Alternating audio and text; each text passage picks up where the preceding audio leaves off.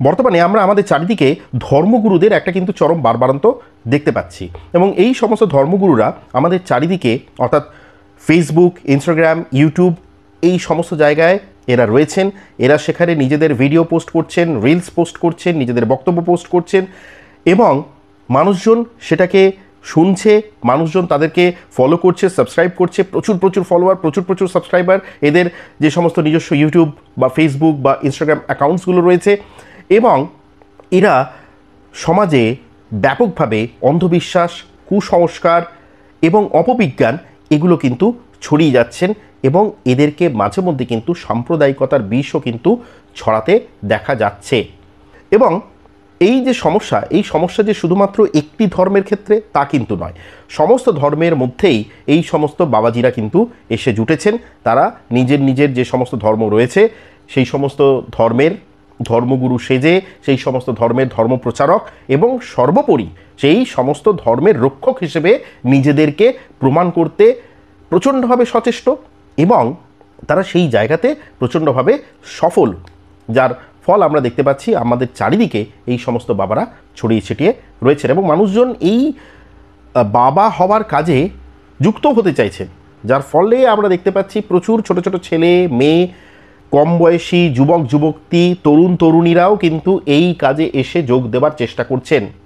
এবং এরাও ঠিক ওই বড়দের মতো করে সোশ্যাল মিডিয়াতে রিলস, ভিডিও ইত্যাদি পোস্ট করছেন, মানুষজন সেটাকে শুনছেন, সেটাকে শেয়ার করছেন, এবং অন্ধভাবে মানুষজন এদেরকে অনুসরণ করছেন। এবং এটাই হচ্ছে সবথেকে আতঙ্কের একটা বিষয়, কারণ আমরা দেখতে পাচ্ছি যে এই সমস্ত বাবারা যে সমস্ত কথাবার্তা বলছেন তার মধ্যে কিন্তু কোথাও খুব একটা শিক্ষার ছাপ দেখতে পাওয়া যাচ্ছে না।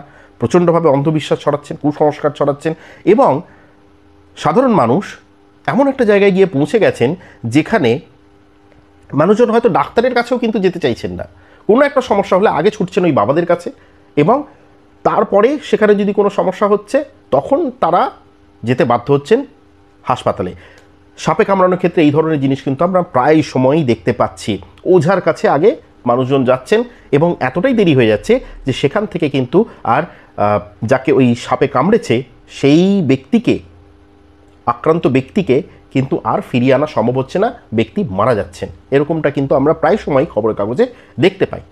এবং এই সমস্ত যে বাবারা রয়েছেন তারা কিন্তু এই যে ইউটিউব, ফেসবুক, ইনস্টাগ্রাম এখানে যে ভিডিও দিচ্ছেন, এখান থেকে একটা রেভিনিউ জেনারেট করছেন, এবং এরা যে সমস্ত এই যে প্রবচন করছেন, সৎসঙ্গ করছেন, এই সমস্ত জায়গা থেকে কিন্তু প্রচুর ডোনেশন পাচ্ছেন, এবং তার ফলে এদের যে ব্যাংক ব্যালেন্স সেটা কিন্তু ফুলে ফেপে একবারে জয়ঢাক হয়ে যাচ্ছে। এবং সেই জায়গা থেকেই প্রচুর মানুষ কিন্তু এই কাজে আকৃষ্ট হচ্ছেন। এবং এই যে বাবারা কিন্তু এই সমস্ত করতে গিয়ে মাঝে মধ্যেই কিন্তু নানা রকম অপকর্মে লিপ্ত হচ্ছে। এই রকমই একটা ঘটনা সম্প্রতি উঠে এসেছে আমাদের সামনে, যেখানে আমরা দেখতে পাচ্ছি যে বর্ধমানের এক তরুণী উত্তরপ্রদেশের এক ধর্মগুরুর বিরুদ্ধে ধর্ষণের অভিযোগ এনেছেন। কি হয়েছে সেখানে না, সেখানে আমরা দেখতে পাচ্ছি যে সাধনার সঙ্গী করে সারা জীবনের দায়িত্ব নেওয়ার প্রতিশ্রুতি দিয়ে এক তরুণীকে দিনের পর দিন ধর্ষণ করার একটা অভিযোগ সামনে এসেছে। পূর্ব বর্ধমানের ওই তরুণী, তিনি উত্তরপ্রদেশের এক ধর্মগুরুর বিরুদ্ধে এই অভিযোগ করেছেন। অভিযোগ ওঠায় ওই ধর্মগুরুকে পুলিশ গ্রেপ্তার করেছে। তার নাম হচ্ছে গোবিন্দ বল্লভ শাস্ত্রী। কাটোয়া মহকুমা আদালতে ধৃতকে 7 দিনের পুলিশি হেফাজতে পাঠানো হয়েছে। পুলিশ তদন্ত করতে নেমে এটা জানতে পেরেছে যে উত্তরপ্রদেশের বৃন্দাবনের বাসিন্দা গোবিন্দ বল্লভ শাস্ত্রী সমাজ মাধ্যমে কথাবাচক হিসেবে পরিচিত। তাঁর আধ্যাত্মিক প্রবচনে আকৃষ্ট হয়ে যোগাযোগ করেছিলেন ওই তরুণী ইউটিউবে নিয়মিত ধর্মীয় কথাবাচকদের প্রবচন শুনতেন। তরুণী তার সঙ্গে ফোনে যোগাযোগ করেন। অর্থাৎ আমরা দেখতে পাচ্ছি যে প্রচুর কম বয়সী ছেলেমেয়েরা কিন্তু এদের প্রতি আকৃষ্ট হচ্ছেন, যেটা কিন্তু মোটেই একটা কিন্তু খুব একটা শুভ লক্ষণ নয়। কেন শুভ লক্ষণ নয় না, এই সমস্ত ধর্মগুরুরা সমস্ত কিছু করেন ধর্মটা বাদ দিয়ে, সেই জন্যই এরা ক্ষতিকারক। এবং এই রকম একজনের নমুনা হচ্ছে এই গোবিন্দ বল্লভ, যার কথা এই মুহূর্তে আমরা শুনতে পাচ্ছি। তরুণী ফোনে যোগাযোগ করেন। তারপরে গোবিন্দ বল্লভ তিনি কিন্তু এই প্রবচন দিয়ে বেড়াতেন গোটা দেশ জুড়ে, পশ্চিমবঙ্গেও এসেছেন একাধিকবার।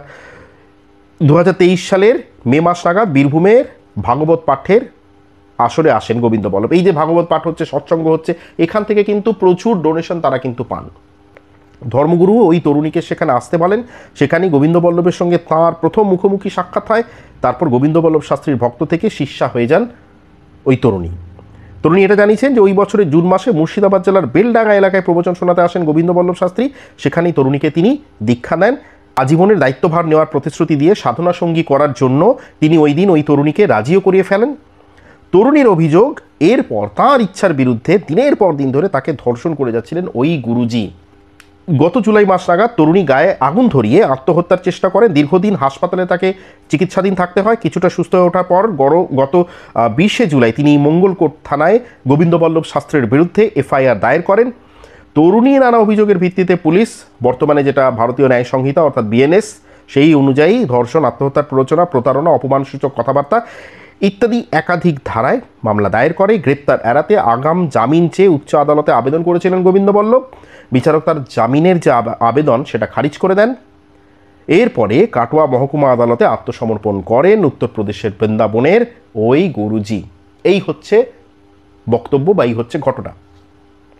এখন এই যে সাধারণ মানুষ ছুটছেন এই ধর্মগুরুদের কাছে কেন, এর পেছনে একটা কারণ হচ্ছে যে একদিকে তো নিরক্ষরতা রয়েছে, অশিক্ষা রয়েছে, এগুলো তো রয়েছে, তার সঙ্গে একটা অন্যতম গুরুত্বপূর্ণ জিনিস রয়েছে, সেটা হচ্ছে যে আমার জীবনের উদ্দেশ্য কী, আমি কোথায় যাব মৃত্যুর পরে, এবং তার সঙ্গে যে সমস্ত দৈনন্দিন জীবনের অশান্তি ইত্যাদি রয়েছে সেইগুলোর থেকে কিন্তু একটা সাময়িক মুক্তির জন্য মানুষজন ওই জায়গাতে যান এবং সেখানে গিয়ে তারা কিন্তু এই রকম পরিস্থিতিতে পড়েন।